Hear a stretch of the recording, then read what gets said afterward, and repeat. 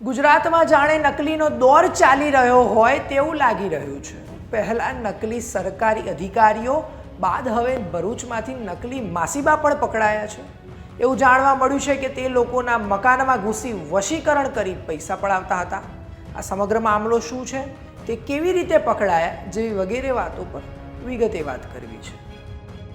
નમસ્કાર મિત્રો, હું પાર્થ અને આપ જોઈ રહ્યા છો વાઇબ્સ ઓફ ઇન્ડિયા। હાલમાં એક સમાચાર સામે આવ્યા છે, જેમાં ભરૂચની તવરા માર્ગ પર આવેલી શુભમ વેલી સોસાયટીમાં આજે સવારે કિન્નરનો વેશ ધારણ કરી એક ગઠિયાએ પ્રવેશ કર્યો હતો અને લોકોના ઘરમાં ઘૂસી વશીકરણનો ઉપયોગ કરી પૈસા પડાવતો હતો। પણ આ ગઠિયો પકડાયો હતો કેવી રીતે એ મહત્વનું છે। જાણે બન્યું એમ હતું કે આ નકલી માસીબા લોકોના ઘરમાંથી ચોરી કર્યા બાદ સોસાયટીના બીજા અમુક ઘરોમાં ચોરી કરવા જતો હતો। ત્યાં રસ્તામાં તેને સોસાયટીના રહીશ અંકુર ધોરાવાલા મળ્યા હતા અને જેમને આ નકલી માસીબાને પૂછ્યું કે તમારે ક્યાં જવું છે, ત્યારે આ ગઠિયાએ કીધું કે આ સોસાયટીમાં એક બાળકનો જન્મ થયો છે, ત્યાં દાપુ લેવા જાઉં છું। ત્યારબાદ અંકુરભાઈએ કીધું કે અહીંયા એવું કોઈ વ્યક્તિ નથી કે જેના ઘરે બાળકનો જન્મ થયો હોય।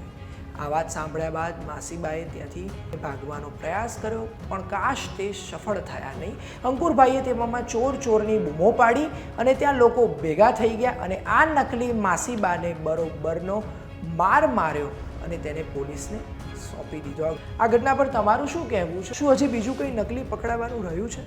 અમને કોમેન્ટ કરી જરૂરથી જણાવશો। આવી અવનવી અપડેટ્સ માટે જોતા રહો વાઇબ્સ ઓફ ઇન્ડિયા।